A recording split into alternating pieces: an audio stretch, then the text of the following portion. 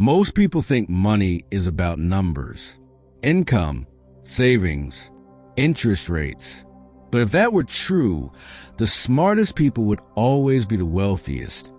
And they aren't. Some people earn millions and lose everything. Others make average incomes and quietly build real wealth. The difference isn't intelligence. It isn't access. And it isn't luck. It's behavior. This video explores why people make irrational choices with money, why fear often feels smarter than patience, and why doing nothing can sometimes be the most powerful move of all. This isn't financial advice filled with charts or predictions. It's something more important. It's about how money really works, not in the market, but in the human mind. Money doesn't announce itself when it changes your life. It doesn't knock on the door or demand attention. It works quietly in the background, shaping decisions that feel small in the moment but echo for decades. Most people believe money is about intelligence or opportunity. But over time, one truth becomes impossible to ignore.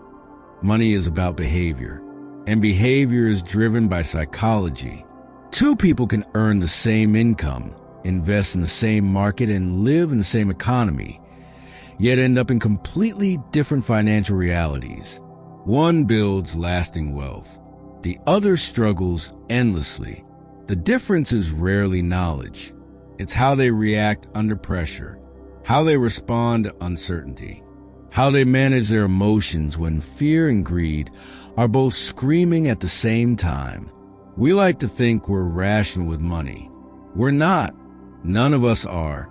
Every financial decision we make is influenced by our past, by what we saw growing up, by moments of stress or security, by stories we absorbed long before we understood them. Someone who lived through financial hardship may see money as fragile, something that can disappear overnight. Someone who grew up surrounded by abundance may believe money will always come back. These beliefs feel like facts, but they're not. They're experiences, and they quietly control how we behave. This is why financial advice often fails. It assumes everyone starts from the same emotional place. It assumes logic alone can override fear. But when markets fall, logic doesn't take over, emotion does. Panic spreads faster than reason.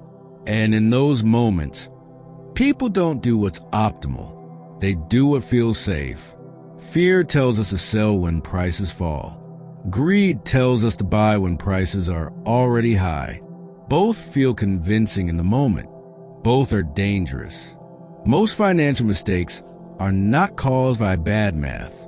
They're caused by acting on emotion at exactly the wrong time.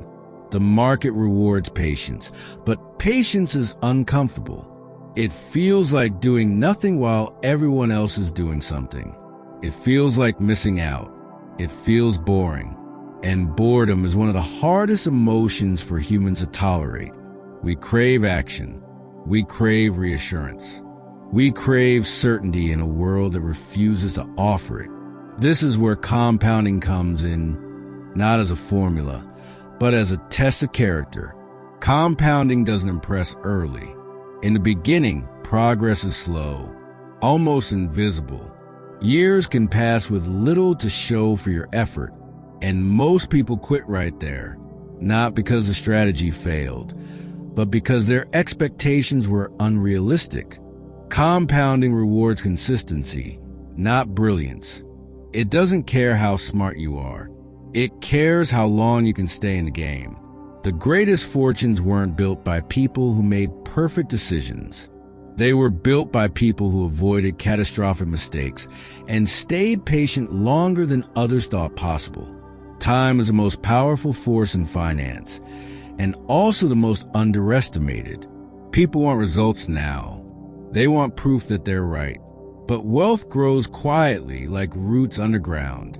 By the time others notice, the work has already been done. There's another truth that often goes unsaid. Being rich is not the same as being wealthy. Rich is visible. Wealth is invisible. Rich is spending. Wealth is restraint. Rich buys things to impress others. Wealth buys time, flexibility, and peace of mind. True wealth is the ability to control your time, to choose where you go, who you work with, and when you stop. It's the freedom to walk away from situations that don't align with your values. And yet, many people sacrifice this freedom chasing the appearance of success, buying things they don't need, with money they don't have, to impress people they don't even like. The irony is that the more you try to look wealthy, the harder it becomes to actually be wealthy.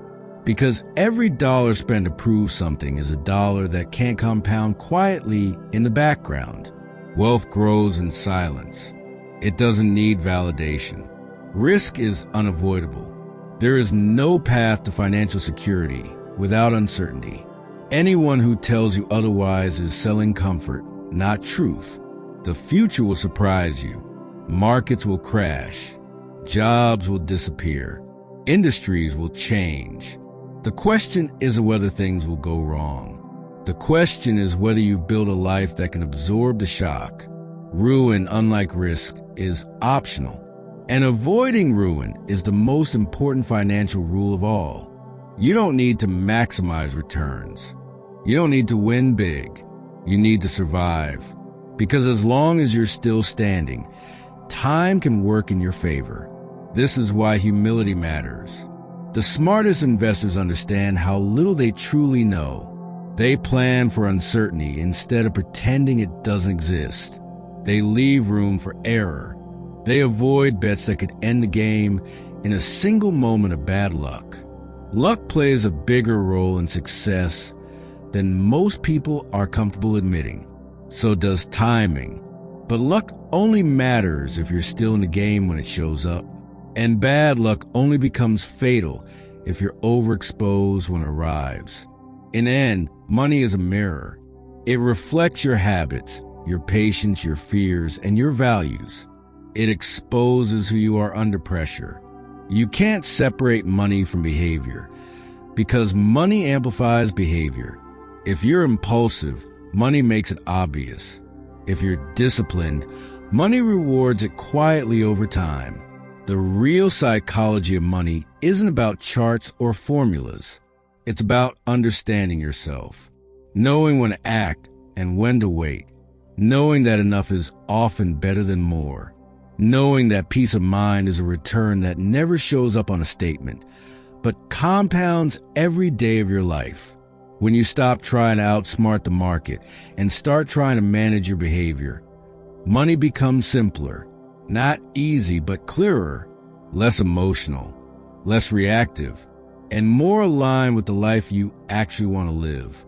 Because in the end, the goal of money isn't to impress. It's to endure, to adapt, to give you the freedom to live life on your own terms, long after the noise fades and the markets move on. Money doesn't have to be complicated to be powerful, but it does require honesty about your fears, your habits, and your limits. The market will always change. The future will always be uncertain. What matters most is how you behave when it does. Wealth isn't built by predicting the next big move. It's built by staying patient when others panic, by protecting yourself from ruin, and by giving time the chance to do its work. If there's one lesson to remember, it's this: money is a tool, not a scorecard, not a competition. When you use it to buy freedom, peace of mind, and control over your time, you've already won, long before the numbers catch up. And that's the real psychology of money.